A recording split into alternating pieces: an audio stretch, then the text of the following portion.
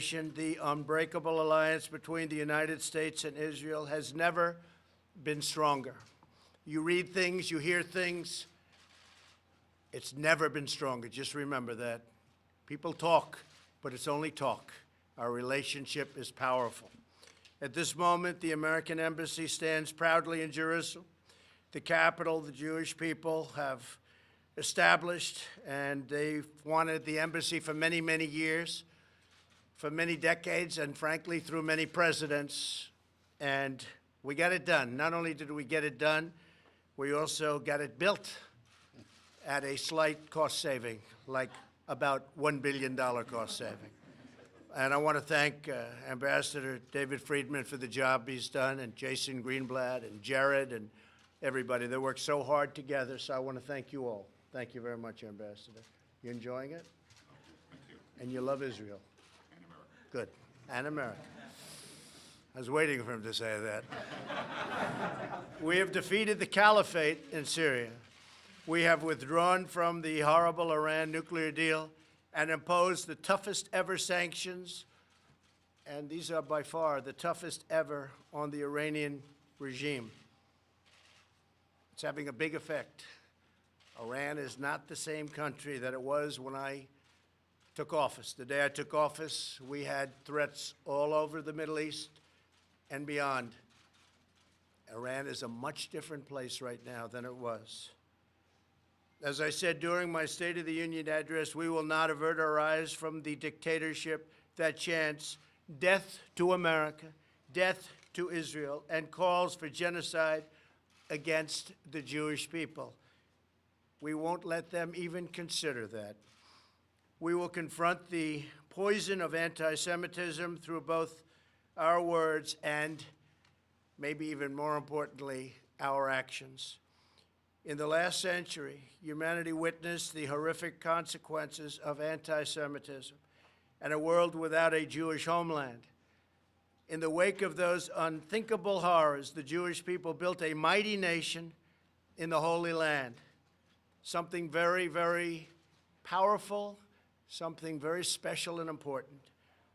Today, Israel demonstrates that incredible possibilities when strong, sovereign, and independent nations chart their own destinies. There can be no better example of greatness than what Israel has done, starting from such a small speck of sand. Israel is an inspiration, a trusted ally, and a cherished friend. The United States will always stand by its side. I'd like to now invite Prime Minister Netanyahu to say a few words. And Bibi and I have known each other for a long time. He's another one who truly, truly loves Israel. I think I can say he also loves the United States. So before I sign the presidential proclamation recognizing Israel's sovereignty over the Golan Heights, I'd like to ask Prime Minister Netanyahu to say a few words. Thank you very much. Thank you. Thank you.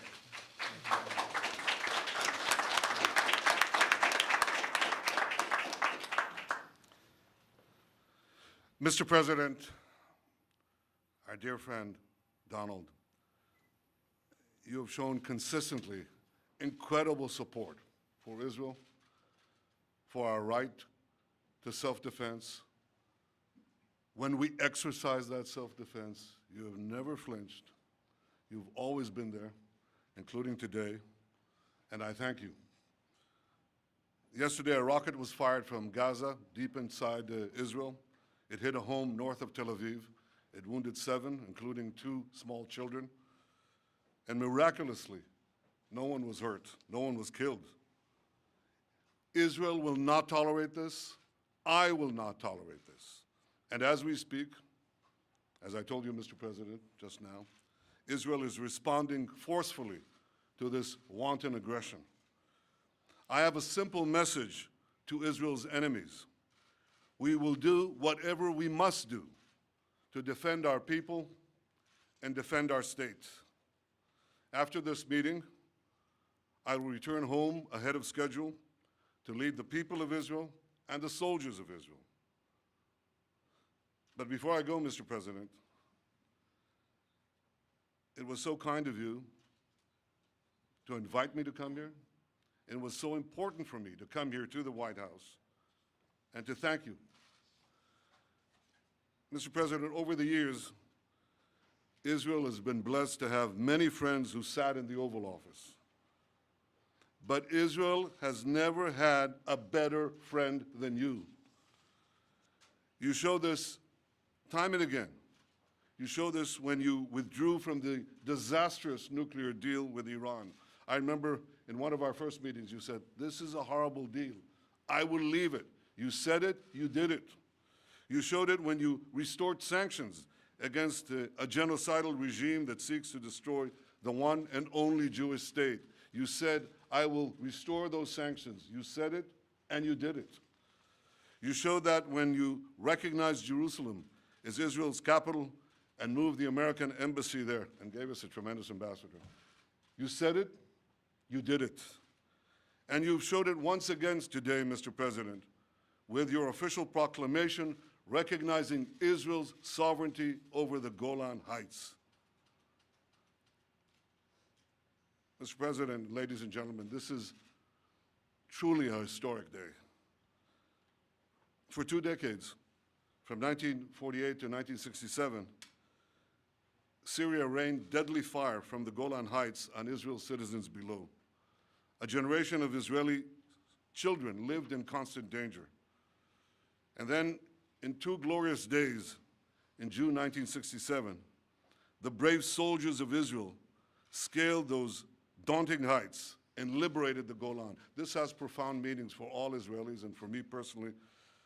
One of those brave soldiers was my brother, who was wounded in battle 3 hours before the end of the war. And a few years later, as an officer in a special unit, I led my soldier into a covert mission into Syria. And as we came back to the Golan, to Israel, we nearly froze to death in a blinding snowstorm. Well, as you can see, I'm still here. But at that point, in 1967, Israel seized the high ground, which has since proven invaluable to our defense, because in 1973, Syria launched a surprise attack against Israel. And those same Golan Heights proved to enable us to absorb the initial attack. It was a horrific attack, and successfully counterattack the invading Syrian forces. Within 3 weeks, we were at the gates of Damascus. Outmanned, outgunned, our brave soldiers triumphed after one of the hardest fought tank battles in our history. But while Israel won those 2 wars, we would have to wait nearly half a century until this moment here in this room to translate our military victory into a diplomatic victory. And that is why, Mr. President, your decision to recognize Israel's sovereignty on the Golan Heights is so historic. Your recognition is a twofold act of historic justice. Israel won the Golan Heights in a just war of self-defense, and the Jewish people's roots in the Golan go back thousands of years. In the long sweep of Jewish history, there have been a handful of proclamations by non-Jewish leaders on behalf of our people in our land. Cyrus the Great Persian king, Lord Balfour, President Harry S. Truman, and President Donald J. Trump. And you, Mr. President, you've done it not once, but twice, with your bold proclamation on Jerusalem and with your bold proclamation today on the Golan. Your proclamation comes at a time when the Golan is more important than ever for our security, when Iran is trying to establish bases in Syria to strike at Israel. From across the border in Syria, Iran has launched drones into our airspace, missiles into our territory. Mr. President, just as Israel stood tall in 1967, just as it stood tall in 1973, Israel stands tall today. We hold the high ground, and we shall never give it up. Mr. President, we have a saying in Israel. I'll say it in Hebrew. It says, Ha'am im ha-Golan. That means the people are with the Golan.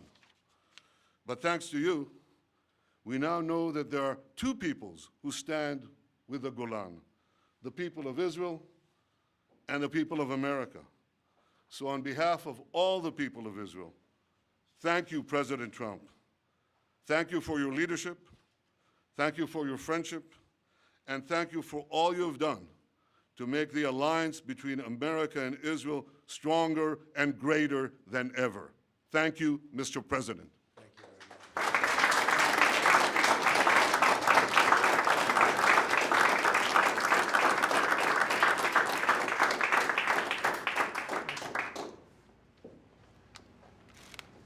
Thank you very much.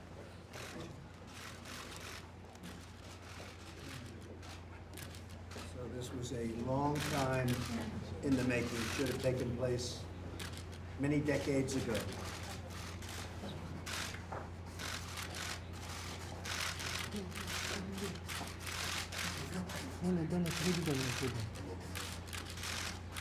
David, maybe you can give this to the people of Israel. Thank you.